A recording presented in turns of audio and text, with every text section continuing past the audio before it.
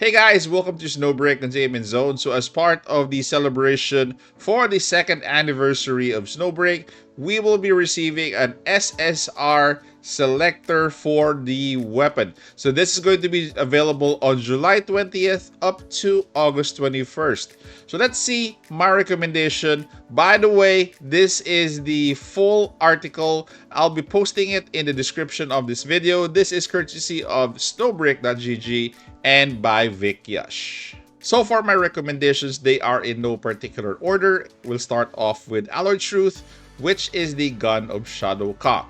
This gun I have at tier 2, increases max HP by 18%. When the equipping operative enters combat, immediately gains 10 stacks of Advocator and gains 1 stack of Advocator each second when less than 10 stacks during combat, max 10 stacks.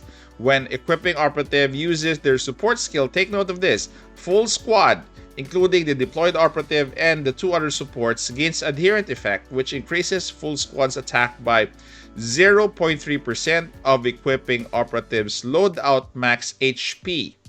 So let's say, for example, the max HP is going to be what? 40,000. So you multiply that by 0.3%. and multiplied by the Advocator stacks for 15 seconds. So that is basically the full squad's increase in terms of attack. So while Adherent is active, deployed operative also gains crit damage, increases by an additional 25%.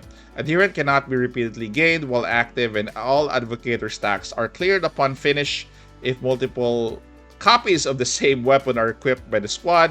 Only one effect is triggered. So let's go back to the crit damage amplifier. You should be careful on which operatives you want to pair with Shadow Ka, because let's say, for example, if you pair her with Katya Rhapsody is not going to be dealing any crit damage. So she won't, take advantage of the crit damage amplifier, but she will take advantage of the attack or the buff for the attack. So a great example that could take advantage of this crit damage amplifier plus the attack is going to be Chenxing Jade Arc, because again, she does do a lot of crit and crit damage. For the next one is going to be Eccentric Joker, which is going to be the weapon of Tess the Magician. So for Tess's weapon, I have it at tier 1. Full squad's max U energy increased by 24. I'm sure if you have this at tier 2, the multiplier of 24 will be increased. If multiple of the same weapon are equipped by the squad, only one effect is triggered. So after the equipping operative uses the ultimate skill, gains encore routine for effect for 25 seconds. U energy of the equipping operative increased by 12%. Okay, namely Tess, and all types of damage of the deployed operative increases by 12%. So all types of damage, whether it's skill, ballistic, more or less, you're gonna get a increase or a buff of 12%. When changing operatives, effect is inherited by the newly deployed operative. During this time, encore routine is doubled when equipping operative is off the field. If multiple of the same operatives are equipped by the squad, only one effect is triggered. The best pairing for Tess definitely would be Enya Tempest for now, because she actually hastens the U energy gain of Enya Tempest. In that way, Enya Tempest can just spam her ultimate and take down bosses quickly. Our next weapon is going to be Blitzing Fangs. This is the weapon of Ichel, the Cub. So this is at tier 1, increases healing effect and ultimate skill damage by 18%. Namely for the Cub, when the equipping operative not including auxiliary units heals a target, stores the healing amount, and increases the attack of the full squad, again, namely the deployed operative and the supports, by 10%. This will skill up if you have this weapon at tier 2. It's stored of stored healing. So stored healing is maxed at 10,000. Stored healing continuously decreases for 20 seconds and heals the deployed operative by 100% of the decreased amount. This effect is not affected by healing bonus and does not trigger other healing effects. So if you are into bringing Ichel, this gun not only increases her healing but also buffs the attack of the whole squad. So again, as for Ichel, you can put her in any squad that you need healing. She's very versatile, and as well as the gun. So for our next gun is going to be Abyssal Light, which is going to be used by Enya Exuvia. So this gun I have is at tier 2, increases the equipping operative support skill damage by 80%. So namely Enya. So when the equipping operative is off the field, increases the deployed operative skill damage. So all skills, standard skill, support skill, and ultimate skill. When other operatives in the squad deal damage with a skill, inflicts a beacon effect on the target for 3 seconds. When the equipping operative deals electrical damage to the target inflicting with beacon, the effect is removed and the target is inflicted with 1 stack of Carpe Lumen for 3 seconds. So a stack of Carpe Lumen is increasing skill damage to the target by 4%, max of 10 stacks. So that's 40%. Repeated triggers will reset duration. Again, this is she's gonna be a nice support operative.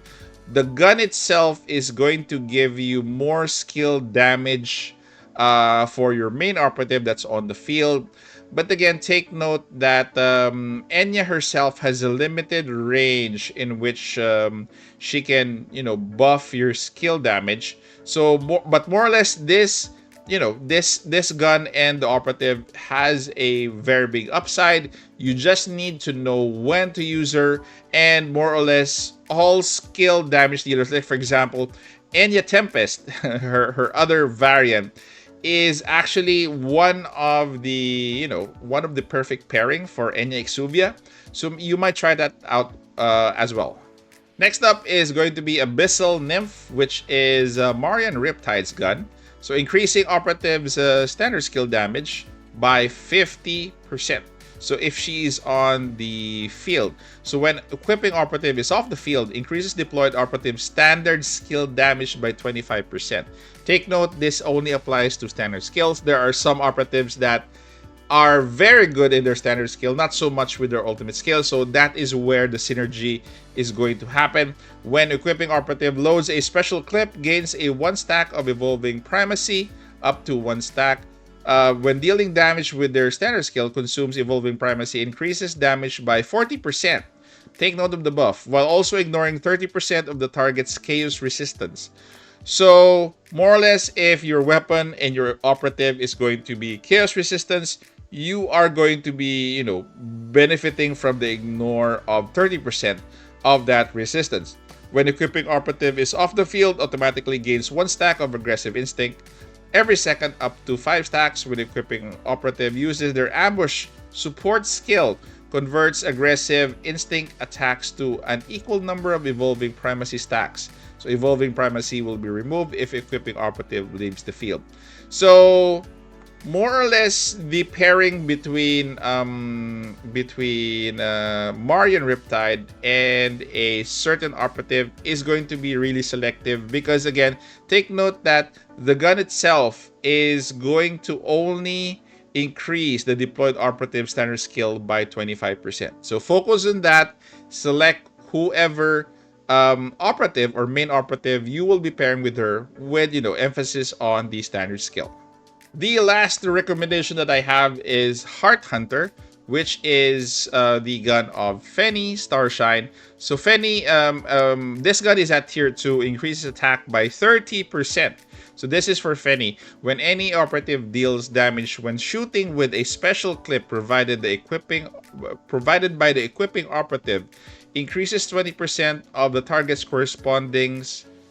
ignores 20% of the target's corresponding resistance. So ignore resistance, whatever the element of the target sorry, whatever element the target has. Okay, so the special clip provided by the equipping operative increases ballistic damage by 25%, namely Fenny. So if you're using Katya Rhapsody, the ballistic damage increases by 25%. If equipping operative is off the field, doubles the ballistic damage boost, which more or less makes it 50%. So again, probably the best for me. Again, probably the best weapon around with the best support. I'm actually biased in terms of ballistic damage, but so far this gun elevates a lot of ballistic damage operatives to insane levels of damage with their gun. So those are my recommendations. Again, if you notice, all of my recommendations are for support operatives. The reason behind that is support operatives are, in terms of lifespan in the game, they last longer. If you have a DPS operative, for example, that you're going to be getting a gun for, there's a big chance that that unit might be power creep in the future. So if you want to invest wisely in a weapon, invest it in a support. Unless all of your supports have their signature weapons, you go obviously with the DPS operatives that you don't have weapons for. But again, in terms of investment, support units have a longer lifespan, and they don't usually get power creep if new supports do come out. So guys, that is it. Those are my recommendations for the weapon selector. Take note that the weapon selector drops on July 20th.